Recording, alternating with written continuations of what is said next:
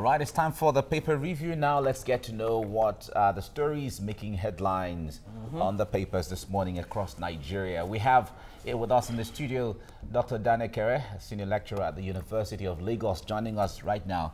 Good morning. It's good to see you. Good morning. Good morning. Thank you so much. Thank you. Thank you. Yeah. Okay, let's begin with the Punch newspapers. SEC, that's the Securities and Exchange Commission, DG Gwazo, suspended over corruption allegations. Two senior officials also suspended. Of course, he's been suspended by the Finance Minister, Kemi Adeosun, over collection of severance package while still in service, about 100 and something million naira. What do you make of this? A lot. It shows, yeah. I think what the man has simply said is that he wants to be out of the office because he has severed himself already. What we should be looking at now is whether what he has collected will be due to him, ideally. You know, should you, get out of the place by way of severance or retirement or whatever, what should be your entitlement? Is he up to that? But the only challenge is that he has, abused the process. Yeah. Exactly. That's what I was trying to. That is the major challenge. That's the point. But that the man wants to leave, I think that is clear enough because he has. How do you collect a severance package where you are while you're still in service? Good. So he should be severed. Yeah, but we should now find out how much is due to him. Then he will return the rest and face the punishment of breaching the due process that he ought to follow. Okay. Well, let's hope the... Anyway, what else is interesting here? 2018 budget. Saraki is saying recurrent expenditure rising again. So the more things change, the more they remain the same. At least, based on what Saraki is saying. Exactly. You see, the whole, drama about budgeting, I see it as a mere ceremony. A number of times, once people will be talking about waiting for budget, and all, then we wait for the budget, impact. And the bubble just bursts. It's just an ideal process. That yes, there should be this, so that we have an idea of how much. But which of these budgets have actually been carried out the way they were, presented? Yeah. And in any case, even the exchange rate, have we ever followed it? So, for me, the budget is just a routine. That is the way I see it. I don't see anything so important about it, really. Because you are telling us this is what you are going to earn, and this is what you are going to spend on this. The only thing that, for me, makes sense there is salaries should be paid. Because that one is fixed. Yes, that one is known. You see, because that would be critical to workers anyway. Because because they don't really act on the budget. They don't. They just present this as a formalities. But the private sector waits to get to know what the budget is going to look like, to know how government is going to be committed to some of the MOUs they have signed and how the year is going to look like. But have they been committed to them? Well, that's another question. That's what I'm saying, that people just wait for this budget. For me, it's a formality. Because that is why I asked the last time that budget is supposed to be an act of parliament. An act, it means it's a law. So, and every law has penalties for breaches. Well, the lawmakers are looking at this budget right now, like that for and they're picking holes with the budget already. They're saying, look, this budget is full of nothing else but fantasy. If you look at it from the point of view of presidents, what was the percentage of performance of the last one? Yeah. So I think that's part of the challenge. Less than 30%. All right, let's move to the next paper now, the Nation newspaper. The bold headline there says Nigeria, Buhari to Nigerians, I'll need your vote in the future. This is a statement Nigerians have been waiting for. Will Buhari run? Will he run in 2019 or not? But he made this statement in Côte d'Ivoire at the EU summit. And what do you make of this now? It means that even Buhari himself has not changed. He keep on making. You see, he always from what? He always make very salient statements abroad. Yes, exactly. He has not changed. Is it in a AU or EU meeting they will vote for him?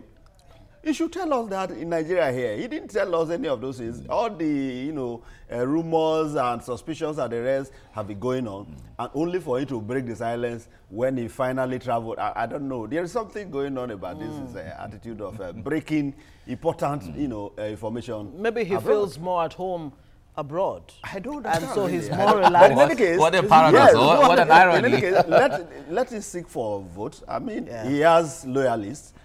But for me, I think Buhari's time is up. He should go home.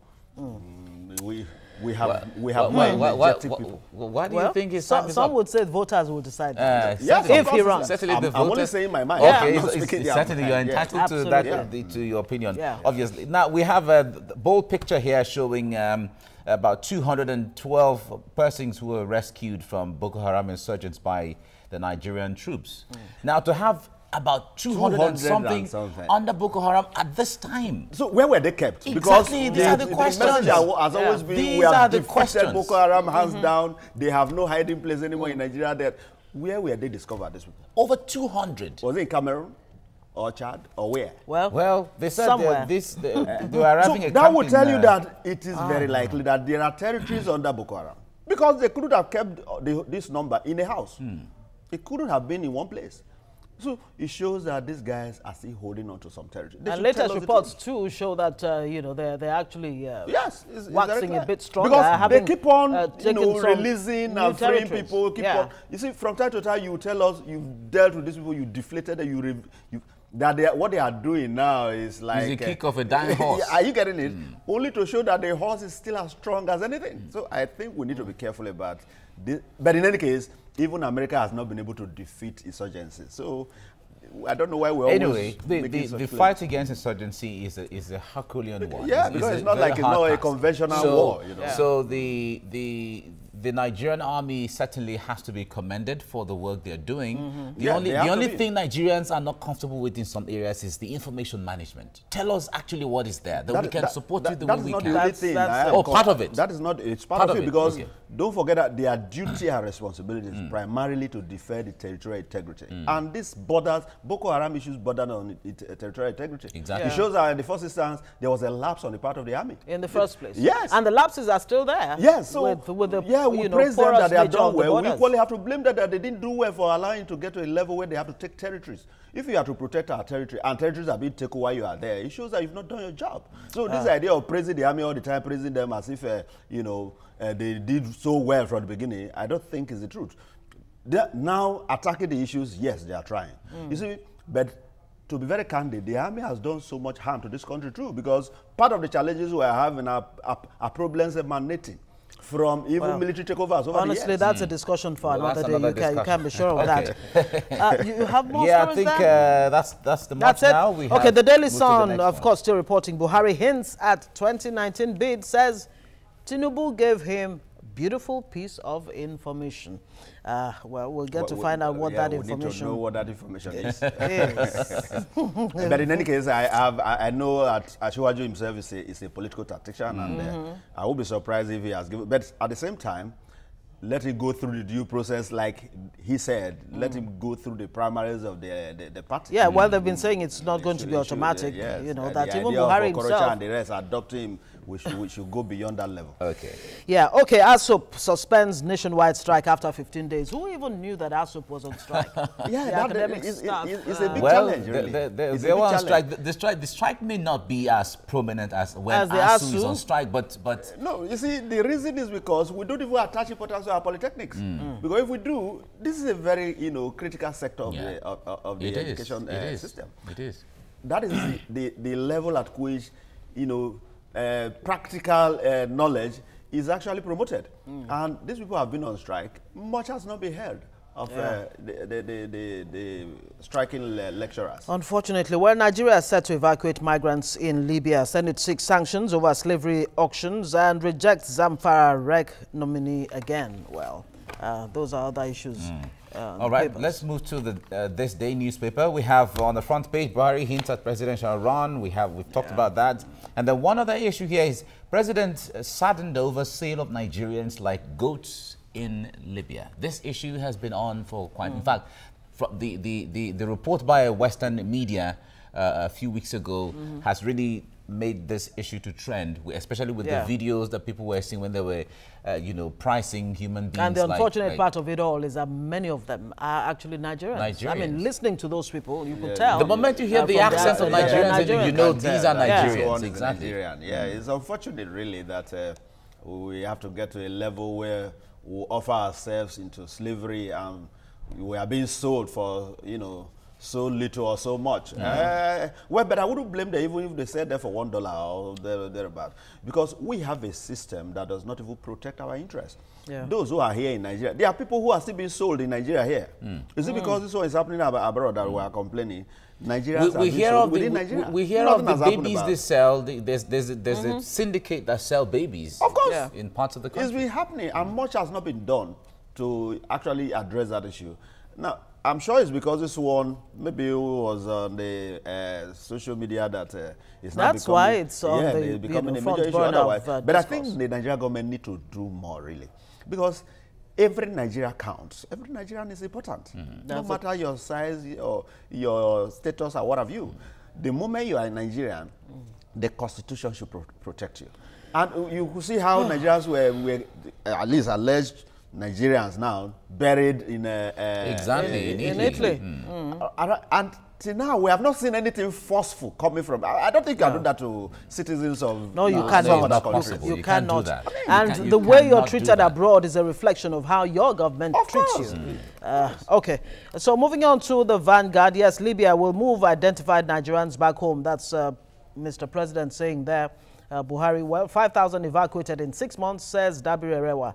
Save Nigerians from Libyan slave traders, Senate, and reps probe auction of black migrants in Libya. And on and on and on. 11,600 Nigerians face repatriation to, worldwide. Let's just leave that. FG denies only 15% was released for capital projects. So how much did they 2017 budget? How much did they say was released? That's the problem. If you are denied, if I said you did this and you said no, tell us what you did. Well, how much? Do you know what government is telling you they did? They're saying 2018 budget will be a consolidation of the 2017 consolidation budget, which means of 10-15% performance. Which means in the eyes of the government, they think they have done well. Of course, the government will. With the 2017 budget. If that is not the feeling, Buhari will not offer himself for a second chance, a second term. It's because he felt he has done well. People actually say he has done so well. And now, look at the budget performance. 15%. Let's even assume it's 30. 30 exactly. Still below. Exactly. Below in any exam. You can't earn 30% and pass in the exam. Even if it is 40, it's as good as failure because that's a very weak pass. It's a way of let my people go. Is that the kind of performance we are looking for? And that is what you get in 2018, if not less.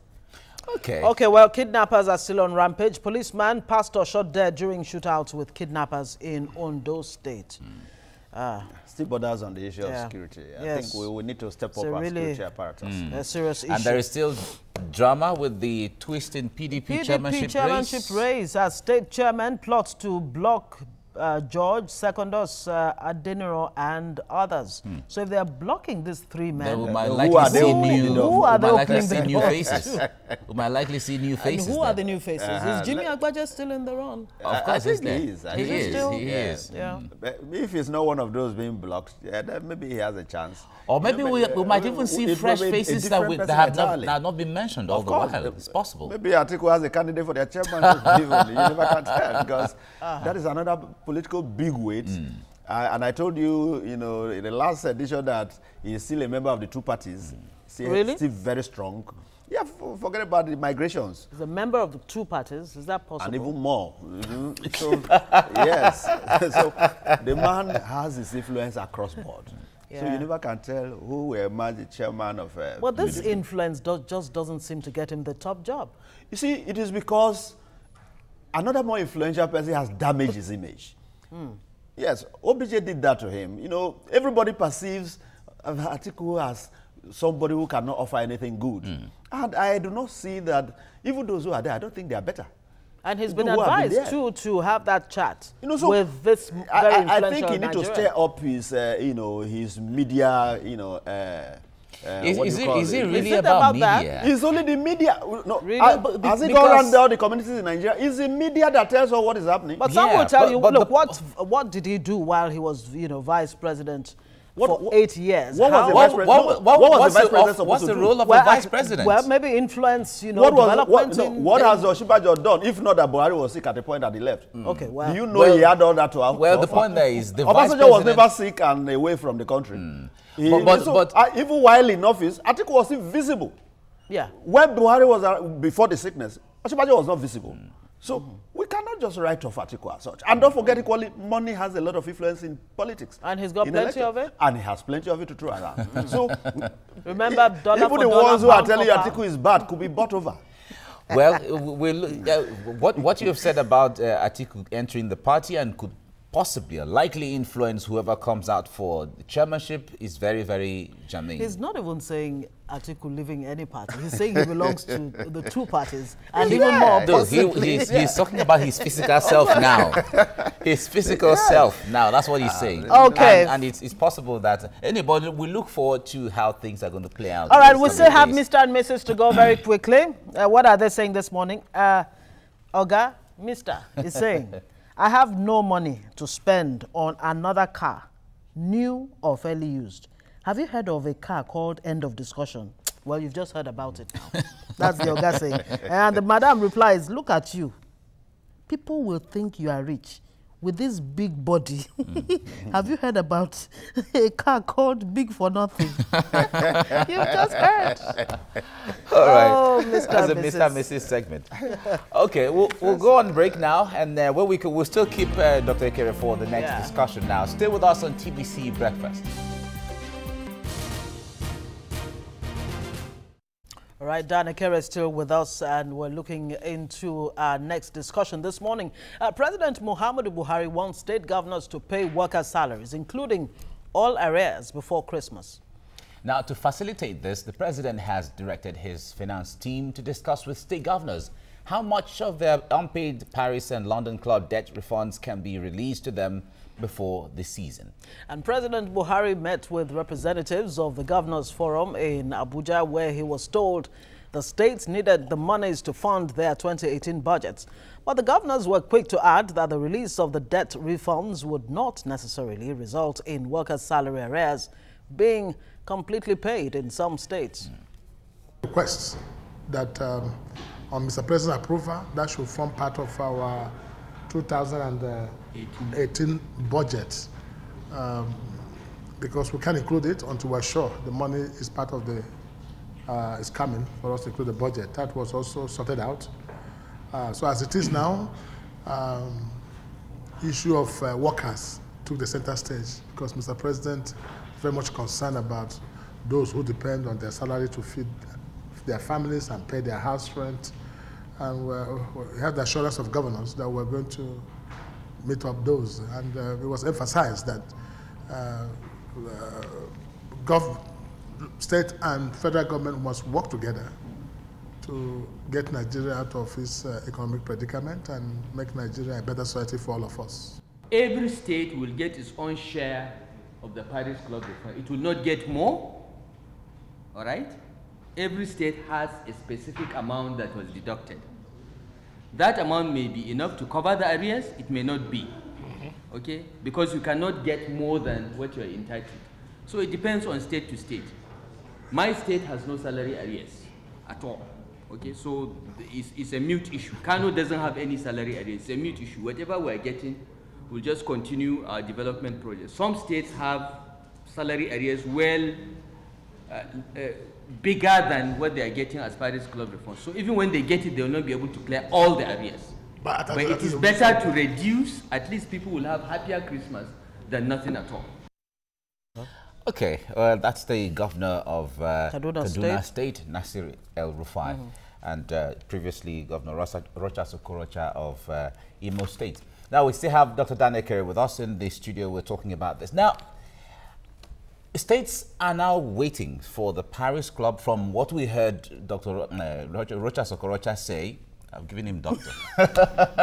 Sorry, that was a slip of the tongue. But from what we heard him say, the governor of Imo State, give us Paris Club refund so we can use to fund 2018 budget. I wonder why states have to wait for Paris Club, because that money seemed like a windfall that you were not expecting. Now it is here, and then they have to depend on it for the 2018 budget. Yeah, so they will plan their budgets. To plan their budgets. Can you imagine? It tells you of the failure of governance. A lot of these people who contest for these offices don't even know the roles and duties, the responsibilities of those offices. Paying salaries is key. the fact that the state is still a state shows that people are at work. And those people deserve their wages. No matter the condition, there shouldn't be any issue of release of funds or no release of. They should be paid. Whether the governor is paid or not is a different issue. The workers must be paid. The governor has what it takes to live his life even without being paid. But a lot of workers, if not all, depend on their salaries. So for you to take this salary away from them, waiting for Paris refund or whatever, you are simply saying that they should go the other way because survival is key. People must survive. Even more now, yes, more interestingly is that there are, well, Rufai had just said that his state is not owing. Yes. Kano is not owing, and maybe we there might be Lagos one other good, now, as well as good. Anambra. Now, but there are some that are owing that even when you release that money, it will not do. It will not even fund the salaries and the areas that they are owing, let alone 2018 budget. So they are two different issues entirely. Some are depending on that for survival to an extent. Some are not even depending on it for what they are owing, but to carry on with developmental project. That is how governance should be. You see, you don't expect such money to, and in any case, the idea of even owing people this much is criminal. I do not see any.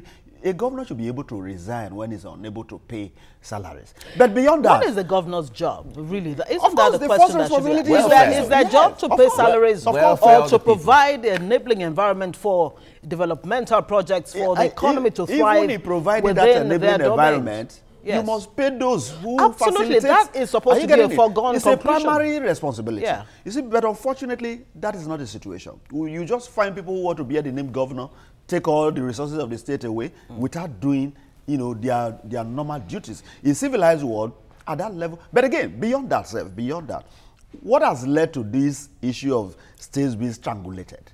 It is the kind of system we run. Resources that the states are supposed to, collect and manage, they are now at the federal level. So you now run a federal system that is unitary instruction. You call it in practice. In practice as well. Call it Federal Republic of Nigeria. I don't know what is federated. I don't see any reason why states should be waiting for Abuja to run their budgets, to take care of salaries. In fact, they don't need instruction from the president to pay salaries. How do we now get out of this sorry pass where it's a recurrent decimal? Because, look, now that the president has said, governors, please pay salaries, salary arrears, so that Nigerian workers can have good Christmas. But it shouldn't go beyond Christmas. It's not just about Christmas it should be paid normally. It's a normal process. You should pay salaries. But no, again, the president saying pay salary arrears. I don't really understand the background. Is he out of that passion that Nigerians should do well, or he has something that he knows can take care of that? Because the governors have just said that even when you release that money, there are states that will not be able to clear their debts. It's even more confusing because the governors have said if the president releases the balance of the Paris Fund, Paris Club refund, then they can guarantee that they can pay the salaries.